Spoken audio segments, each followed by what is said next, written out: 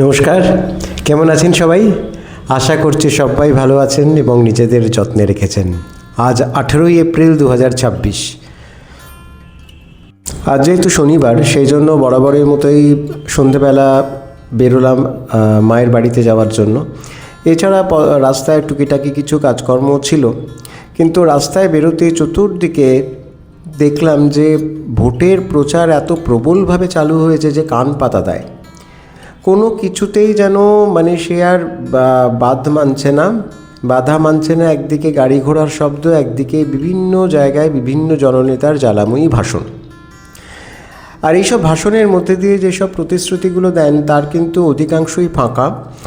এগুলো যে কোনোভাবেই বাস্তবায়িত হয় না, বা এর যে এনাদের যে নির্বাচনী ইস্তাহার বা প্রতিশ্রুতি যাই বলুন না কেন, তার যে সুযোগ সুবিধে সেটা যে সাধারণ মানুষের কাছে গিয়ে পৌঁছয় না, সেটা তো আমরা সবাই জানি।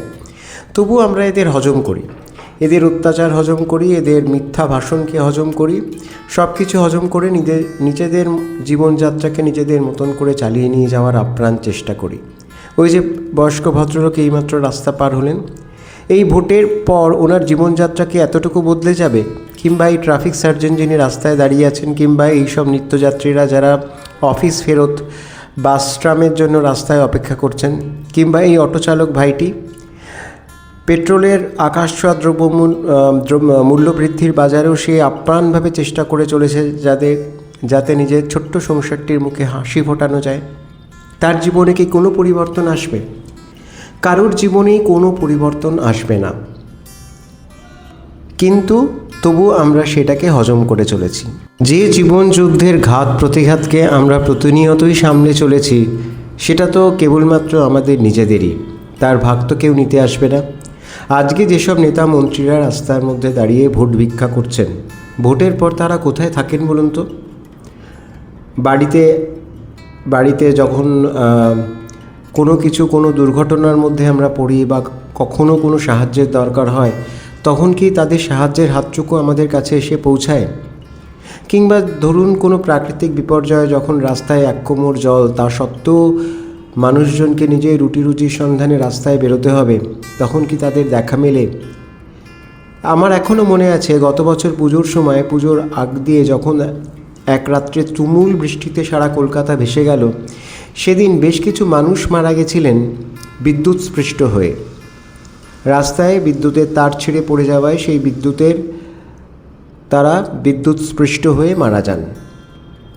তখন এইসব জনদরদী নেতারা কোথায় ছিলেন? তাদের কি কোথাও পাওয়া গিয়েছিল? সেই অসহায় মানুষগুলোর কথা ভাবলে মনে হয় যে এই ভোট নামক একটা যে সিস্টেম আমাদের রাজনৈতিক এবং সামাজিক ব্যবস্থায় চলে আসছে, তার কিছু পরিবর্তন হওয়া দরকার। রাস্তায় যেসব মানুষগুলোই দেখুন, এই বয়স্ক ভদ্রমহিলা যিনি বাসের জন্য দাঁড়িয়ে আছেন, তিনি কি আর ইচ্ছে করেই রাস্তায় বেরিয়েছেন বলুন? তিনি তো নিজের প্রয়োজনেই রাস্তায় বেরিয়েছেন। রাস্তার পাশেই যে হকার ভাইরা বৃষ্টি ঝড় জল উপেক্ষা করে রাত দিন মানুষের শত উপেক্ষাকে উড়িয়ে দিয়ে তারা নিজেদের পরিবারের মুখে হাসি ফোটানোর চেষ্টা করে চলেছেন, তাদের কথা কি আমরা সত্যিই ভাবি? আমার তো মনে হয় না। আজকে ভোটের যত প্রতিশ্রুতি দেওয়া হচ্ছে, কোথাও তো এটা বলা হচ্ছে না যে ভোটটা হয়ে গেলে যদি আমরা ক্ষমতায় আসি, আপনার প্রতিদিনের জীবনযাত্রার যে কষ্ট বা যে পরিশ্রমটুকু আপনি করেন তার কিছুটা লাঘব করার আমরা চেষ্টা করব, যাতে আপনি আপনার নিত্য প্রয়োজনীয় জিনিসগুলো অতি সুলভেই পেতে পারেন, তার একটা ব্যবস্থা করা যাবে।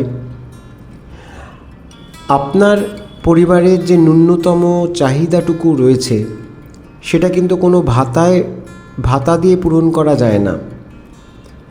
আপনার কাছে চাই একটা উপযুক্ত কর্মসংস্থানের ব্যবস্থা, একটা উপযুক্ত প্রশিক্ষণের ব্যবস্থা, একটা উপযুক্ত শিক্ষা দীক্ষার ব্যবস্থা। আজকে প্রাথমিক স্তর থেকে আমাদের রাজ্যের শিশুরা কিন্তু ঠিকমতো পড়াশুনোর সুযোগ সুবিধাগুলো পাচ্ছে না। আমি শহরের মধ্যবিত্ত বা উচ্চবিত্ত পরিবারের ছেলেমেয়েদের কথা বলছি না। আমি আমার কাজের সূত্রে পশ্চিমবঙ্গের বিভিন্ন গ্রামে ঘুরে বেরিয়েছি। সে একেবারে প্রত্যন্ত গ্রাম। সেখানে প্রাইমারি স্কুল বলতে বোঝায় খিচুড়ি স্কুল। অর্থাৎ দুপুরবেলা যেখানে খিচুড়ি পাওয়া যায়, এই খিচুড়ির লোভেই বাচ্চারা স্কুলে আসে। তারা স্কুলে কিন্তু খাতাপত্র নিয়ে আসে না, বইপত্র নিয়ে আসে না, তারা স্কুলে আসে থালাবাটি নিয়ে। কারণ তারা জানে যে এখানে আসলে পরে, অর্থাৎ স্কুলে আসলে পরে কিছুটা সময় যে কোনো রকমভাবে কাটিয়ে দেওয়ার পর তাদের পেট ভরা খাবার পাওয়া যাবে। একটা সময় এই মিড ডে মিলের কিন্তু ব্যবস্থা করা হয়েছিল যাতে স্কুল ছুট পড়ুয়াদের আবার স্কুলে ফেরত আনা যায়, কিন্তু সেটা করতে গিয়ে যে সেটা কোন রাস্তায় চলে গেছে সেটার খবর আমরা কেউ রাখি না। আজকাল অনেককেই বলতে শোনা যায়, বিশেষ করে আমাদের এই কলকাতা শহরে, যে শহর দখল হয়ে যাচ্ছে।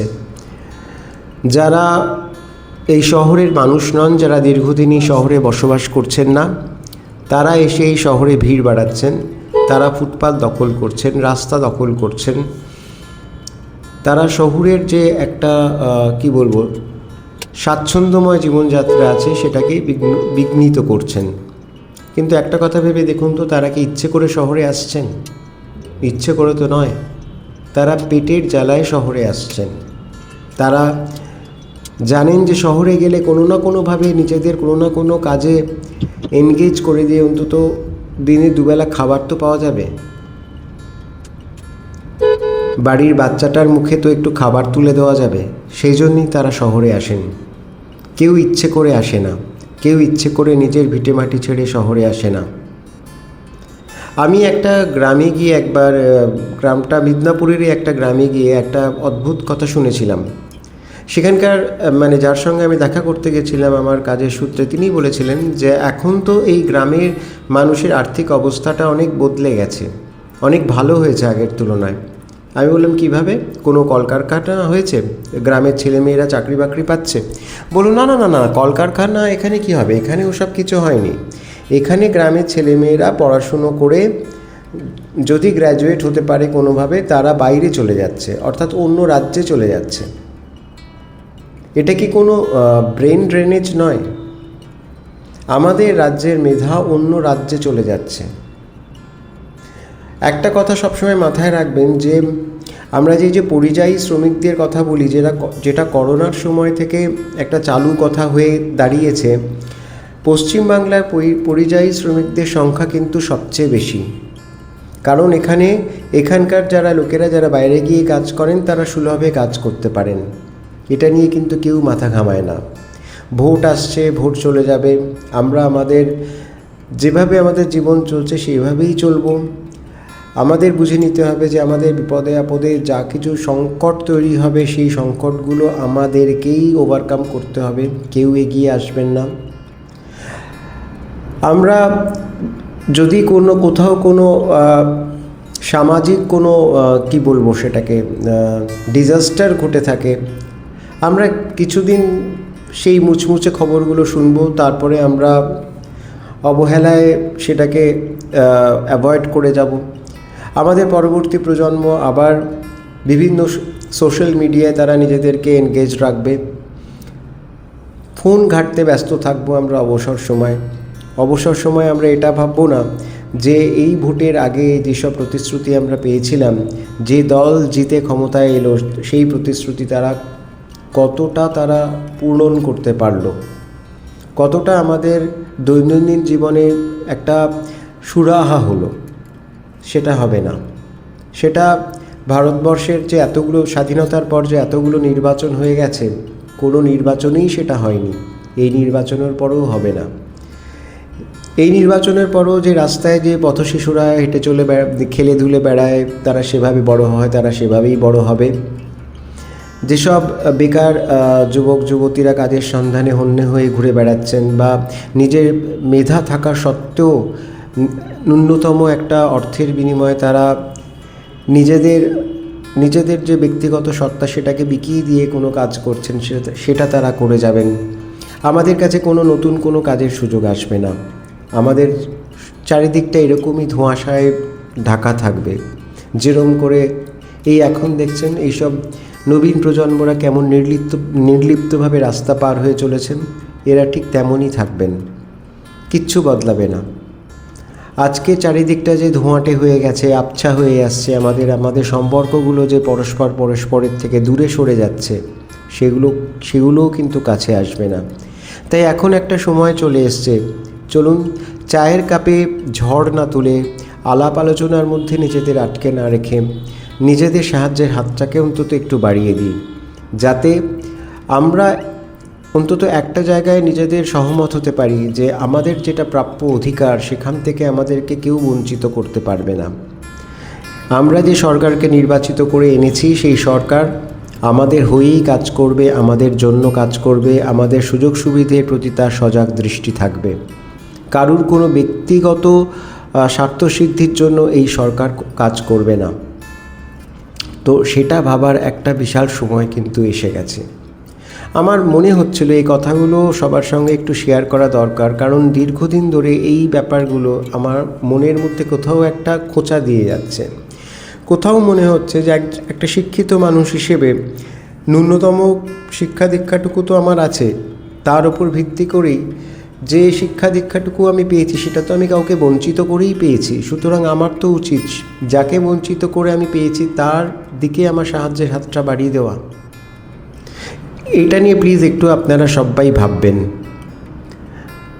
আর কি আর বলবো, যদি আমার মতামতের সঙ্গে আপনারা একমত হন তাহলে আমার চ্যানেলটাকে সাবস্ক্রাইব করে আমার পাশে থাকবেন। আর চলুন চেষ্টা করা যাক নিজেদের পাল্টানোর। কথা বলতে বলতে চলে এসেছি মায়ের মন্দিরে। মাকে আপনারা দর্শন করুন।